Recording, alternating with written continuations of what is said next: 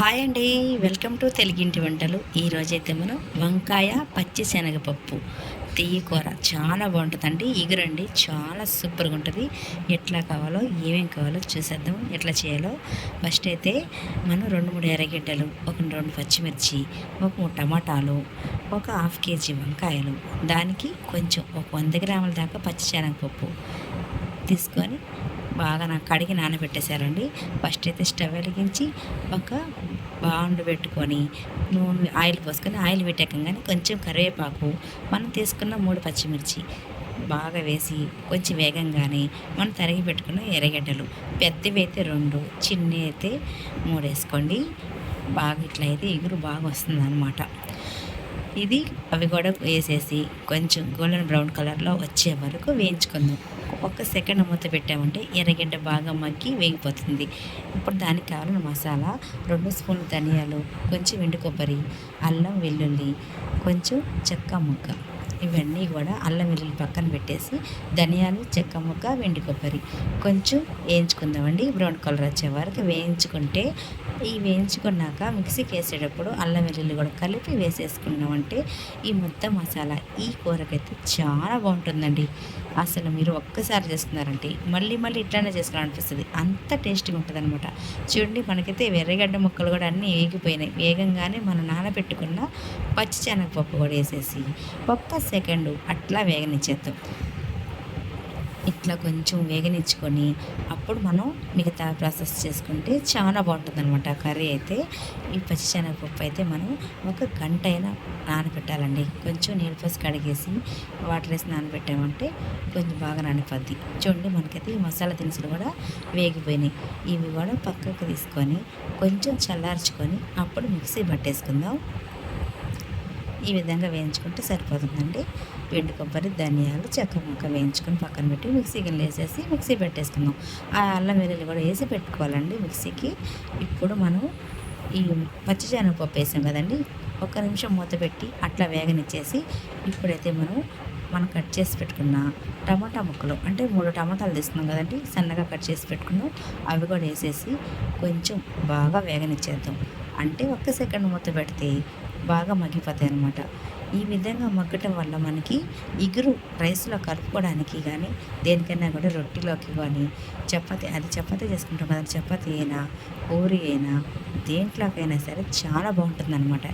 ఇట్లాగా మొత్తం టమాటాలంతా ఇట్లా గుజ్జులాగా బాగా ఇట్లా గంటితో అయినా సరే అనేసి మెత్తగా అయిపోయాక ఇప్పుడు మనం వంకాయ ముక్కల్ని ఏ విధంగానే కోసుకోవచ్చండి. ఒక పొడుగ్గా 4 ముక్కలుగా ఒక వంకాయని కోసుకోవచ్చు, లేదంటే చిన్న చిన్న ముక్కలుగా కోసుకోవచ్చు. ఎట్లా చేసుకున్నా కూడా కూర బాగుంటుంది అనమాట. నేను తీసుకున్న వంకాయలు అయితే చాలా లేతగా ఉన్నాయి అనమాట. అందుకే ఇవన్నీ వేగాక ఇప్పుడు వేసుకుంటున్నాను.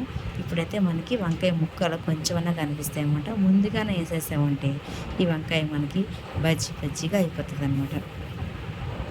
ఈ వంకాయ ముక్కలు వేసేసి రుచికి సరిపడా కొంచెం ఉప్పు, కారం, పసుపు అన్నీ వేసేసుకుందాం అనమాట.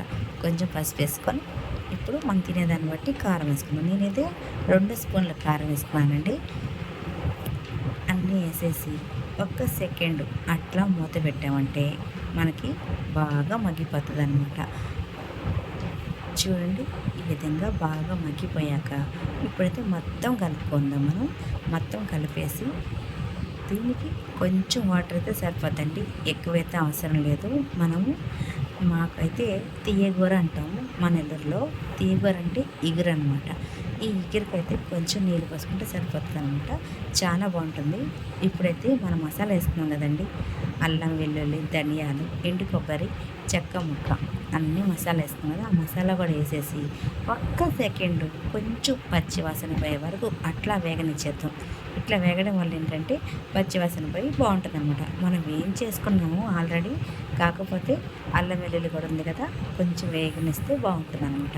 ఒక సెకండ్ అట్లా మూత పెట్టి వేగనిచ్చి ఇప్పుడైతే మనం ఒక హాఫ్ గ్లాసు నీళ్ళు పోసేసుకున్నామంటే చాలండి. ఇంకా కొంచెం మంట సిమ్లో పెట్టేసి ఒక్క సెకండు ఒక 2-3 నిమిషాలు ఉడకనిచ్చామంటే ఎంతో రుచికరమైన వంకాయ పచ్చి శనగపప్పు కూర అయితే మనకి సూపర్గా రెడీ అయిపోద్ది అనమాట. ఇది రైస్లాగే కాదండి, చపాతీ చేసుకున్న పూరి చేసుకున్న చేసుకోండి, అదిరిపోద్ది టేస్ట్ అయితే. ఎప్పుడు ఇట్లా చేసుకోవాలనిపిస్తుంది అనమాట. ఆలులు చాలామంది కాళ్ళు లాగేస్తున్నాయి, ఉల్లిగడ్డలు తినలేం అంటే నేను చెప్పింది బంగాళదుంప అండి. అన్ని భాషలో చెప్పేశాను, ఆలు అని ఉల్లిగడ్డ అని బంగాళదుంప అని. అవి కొంతమంది కాళ్ళు చేతులు ఎక్కువ నొప్పులు వస్తుంటాయి, పెద్ద వయసు వాళ్ళు తినలేకపోతుంటారు. అలాంటి వాళ్ళు ఈ కర్రీ చేసుకొని ట్రై చేయండి, చాలా బాగుంటుంది అనమాట. చూడండి, మనకైతే ఇది ఇంకొక నిమిషం అట్లా ఉడకనిచ్చామంటే అయిపోద్ది. మనం పచ్చిశనగపప్పు ఉడికిందా లేదని డౌట్ కూడా అక్కర్లేదండి, ఉడికిపోతుంది. మనం ఉడకబెట్టేయక్కర్లా, ఇట్లా వేసేసుకున్న ఉడికిపించేసారు కదా. అంటే ఎర్రగడ్డలు వేగాక వేసుకుంటే ఇది కొంచెం మనకి ఒక సెకండ్ అట్లా మూత పెట్టేసామనుకోండి, మనం ఉడకపెట్టి వేయాల్సిన అవసరం లేదనమాట, దీంట్లోనే ఉడికిపోద్ది. మనకైతే ఇప్పుడు కూర రెడీ అయిపోగానే కొత్తిమీర వేసేసుకున్నాం కదా. కొత్తిమీర వేసుకున్నాక కొంచెం అటు ఇటు తిప్పేసామంటే అయిపోయిందండి. ఎంతో ఈజీగా ఎక్కువ రుచితో మనకైతే వంకాయ పచ్చి శనగపప్పు కూర అయితే చాలా రెడీ అయిపోయింది. ఇప్పుడైతే నేను వేడి వేడి అన్నంలో నేను రైస్లో ట్రై చేస్తున్నానండి, తప్పకుండా మీరు కూడా ట్రై చేయండి.